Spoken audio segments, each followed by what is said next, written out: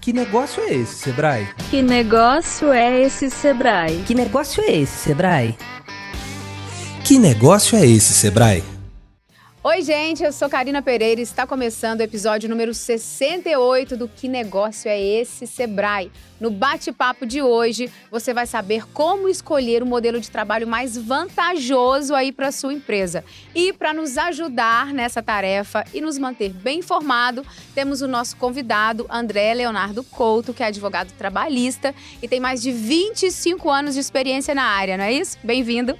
Obrigado, é isso mesmo. Obrigado pelo convite. E Laurana Viana, que é analista do Sebrae Minas e está aqui mais uma vez com a gente, né? Isso mesmo, já vai inteirar aí umas boas 5 ou mais vezes, é um prazer. Sabe tudo! Ó, para começar, eu gostaria que vocês explicassem pra gente as vantagens e desvantagens do modelo atual. Existem 3, né? Presencial, híbrido e home office. E eu queria que vocês falassem isso na visão do empregador. Bom, acho que vantagens e desvantagens dos modelos está muito ligado à forma como a empresa atua no mercado. Hoje em dia, a gente tem empresas que, em virtude da pandemia, voltaram seus negócios totalmente para o modelo remoto, né, para o teletrabalho durante um período, e aos poucos foi voltando para o trabalho presencial, que não saiu de moda, né? O trabalho presencial, ele existe, está aí com uma série de vantagens muito conectadas até ao modelo de negócio que a empresa já atua, já tem. As desvantagens estão muito ligadas, a meu ver, mas aí eu peço meu colega André para colaborar, quando esse acordo de como que vai ser essa forma de trabalho não está bem acertada, né, entre o empregador e as pessoas que estão trabalhando naquela empresa, né. Por mais que a gente tenha um contrato vigente, que há ali as suas mudanças e tudo mais, a gente tem que sempre olhar também para o lado do que é vantajoso para esse empregado dentro da empresa, para a qualidade de vida desse empregado dentro da empresa. Então tem um lado, como lidar com pessoas, que a empresa tem que ter em mente, mas tem um lado legal também que precisa ser observado para que o que é uma vantagem, um benefício, não se transforme em uma desvantagem, não é mesmo, André? É isso mesmo. Nós temos que levar em consideração que a palavra, ela incentiva, mas o exemplo, ele arrasta. Nós temos que imaginar que o teletrabalho é uma coisa nova. Se você pegar sob o ponto de vista de legislação, nós começamos com isso em 2011, ficou uma letra morta até 2017 com a reforma trabalhista. Mesmo com a reforma trabalhista, ficou ainda uma letra morta. Até quando? Até que veio a pandemia. E aí, ao invés de travar o trabalho remoto, né, o teletrabalho, ele alavancou o teletrabalho com a primeira medida provisória, que foi a 927, depois convertida em lei. E hoje, o que a gente tem visto ainda é muitas empresas se adaptando a essa nova realidade. Nós tínhamos, né, o trabalho presencial, que era uma prática em todas as empresas, vamos dizer assim, com algumas raríssimas exceções.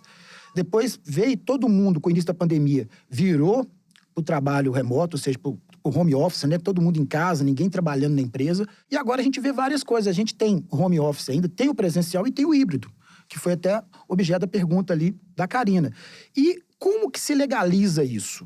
É muito importante a gente ter um contrato individual do trabalho, deixando isso muito claro. Se já existia um contrato de trabalho antes, fazer um aditivo para que deixar isso muito claro, para aquele leitor que vier ter contato com esse documento depois, não tenha nenhuma dúvida. É importante, a legislação ela autorizou que isso seja feito de forma escrita, né, entre as partes, não precisa de um acordo coletivo, mas que fique muito bem claro, muito bem delimitado quais são as questões que serão feitas. Por exemplo, se for um trabalho híbrido, quantos dias da semana trabalhará em casa, quantos dias na empresa, coisas nesse sentido.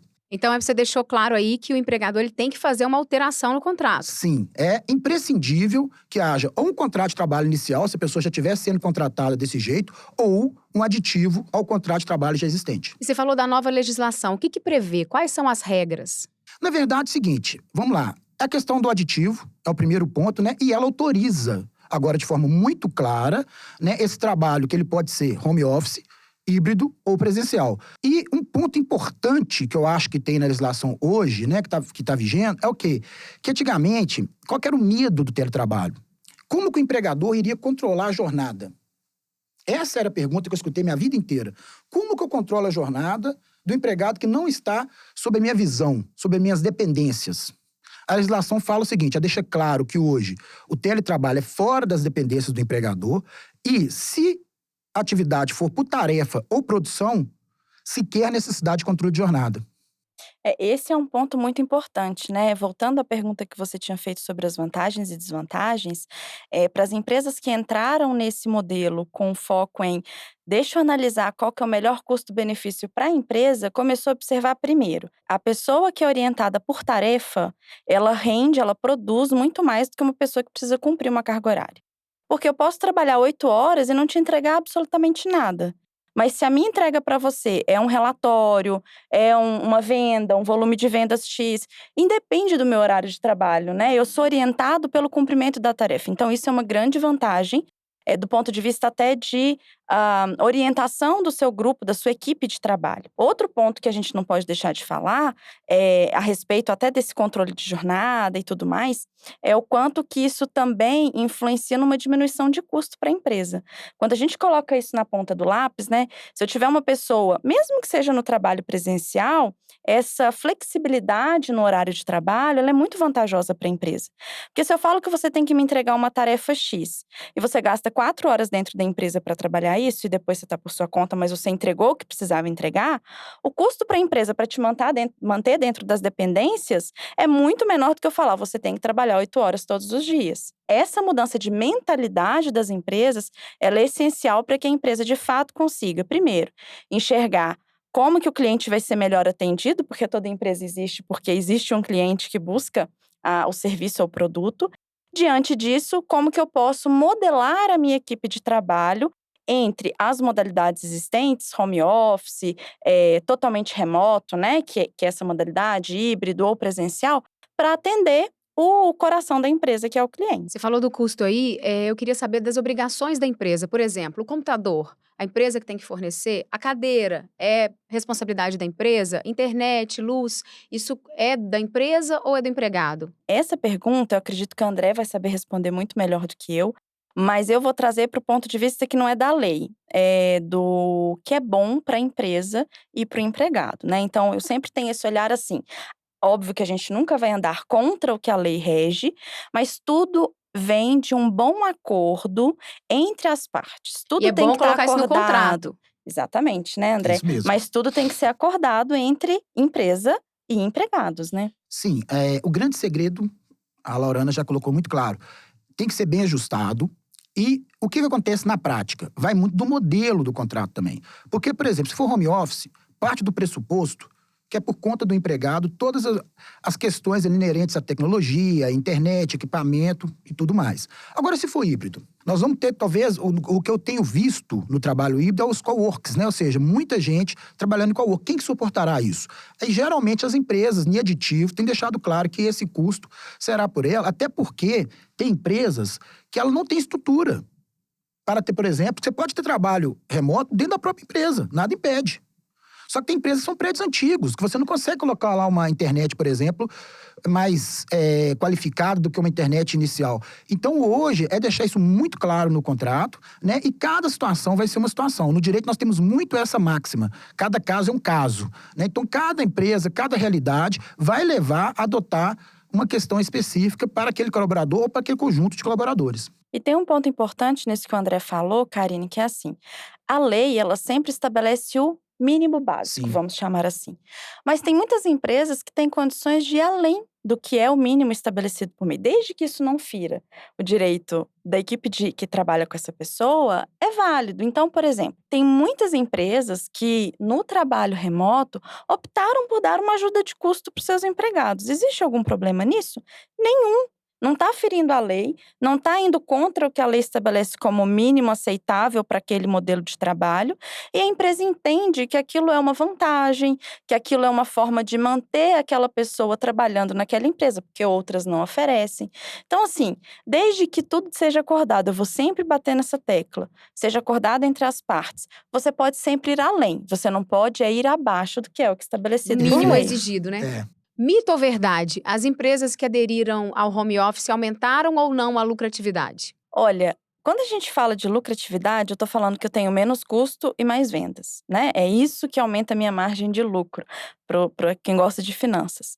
Então, o trabalho ou híbrido ou totalmente remoto, ele sim, isso é inegável, trouxe uma diminuição de custos muito grande para as empresas. Tanto é que muitas empresas trabalhavam totalmente presencial, foram para o modelo remoto e, apesar do período forte da pandemia ter acabado, elas não querem voltar para o presencial, porque se elas voltarem para o presencial, elas Vão aumentar sabem os que vão ter um custos. custo maior. Então, as pessoas trabalhando em casa, não foi todo mundo, mas uma grande parcela da equipe que trabalha nas empresas, viram a sua qualidade de vida melhorar muito. Só de você não ter que se deslocar no trânsito caótico das grandes cidades e médias cidades todo dia para o trabalho, já é um ganho excelente, né? Então, qual que foi o resultado dessa equação? Menos custo para a empresa, mais qualidade de vida para o funcionário e para funcionário, que reflete em ter mais disposição em trabalhar. Se eu tenho mais disposição em trabalhar, automaticamente a minha entrega aumenta. Seja vendendo algum produto ou serviço, realizando, fazendo o que for.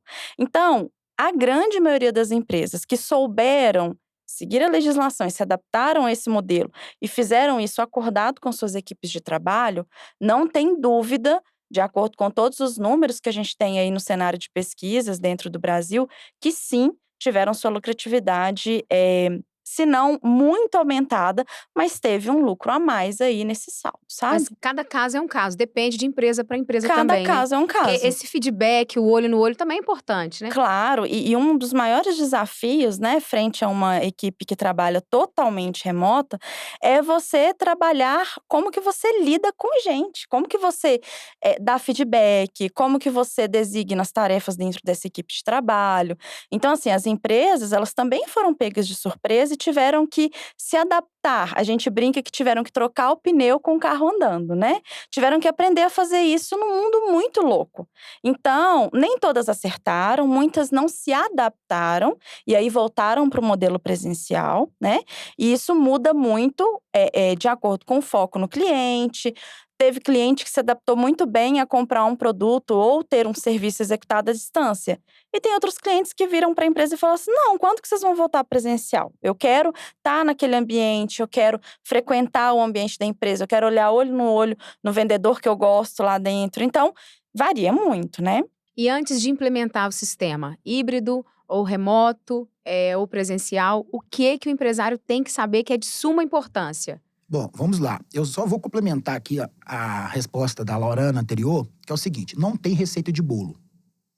Ou seja, cada caso é um caso, terá que ser analisado. O que é importante, Karina, para todo empresário, independente do tamanho, o contador, no caso de uma empresa pequena, ou uma empresa um pouco maior, o RH, com o jurídico, que tanto a empresa pequena como a empresa grande tem, com as pessoas que têm um pouco de discernimento ali da área, os gestores, né? Ou o próprio proprietário, se a empresa for menor, sentarem, verificar para aquela realidade da empresa qual que é o melhor modelo e não se preocupar se não der certo. Porque você pode voltar para o modelo anterior. É só importante tudo ficar registrado em contrato de trabalho ou aditivo, prevendo, inclusive, essa possibilidade. Se numa eventual reversão, ou seja, eu tenho uma empresa hoje com trabalho presencial, eu passo a ter trabalho home office e quero voltar ao trabalho presencial. Não há problema algum, desde que isso seja previsto no aditivo ou no contrato, para que as coisas funcionem. A realidade de cada um vai mostrar se realmente é interessante ou não.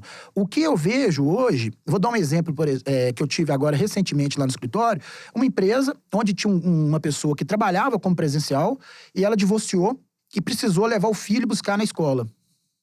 Passaram ela para o trabalho híbrido, ela consegue ter a mesma produtividade e levar o filho buscar na escola todo dia. Ou seja, melhor qualidade de vida para o colaborador, você cria retenção de talentos, que é bom para o empregador, né? E ainda por cima você tem a mesma produtividade. Então nós temos que imaginar que cada caso é um caso, não só num conjunto, mas até em casos de empregados individuais que também podem, alguns terem trabalho remoto e outros não. Vocês acham que a gente evoluiu como modelo de trabalho? Eu acho que a gente tempos? evoluiu muito e eu acho que a gente tem muito a evoluir, óbvio. Mas a gente, em 2 anos, né, a gente deu um salto qualitativo, assim, muito grande, sabe? Eu me lembro sempre da máxima de JK à frente de Brasília, né? 50 anos em 5. Eu acho que foi quase isso que a gente viveu, sabe? Assim, em volume de evolução tecnológica, mas em evolução de como que a gente lida com os negócios e como que a gente lida com as equipes de trabalho. E aí, esse ponto que o André trouxe, né, me lembra também que, assim, seja um trabalho híbrido, seja um trabalho remoto ou até mesmo um trabalho presencial, ele vai muito além do que está previsto no contrato de trabalho, no seguinte sentido: o contrato, como eu disse, é o mínimo aceitável.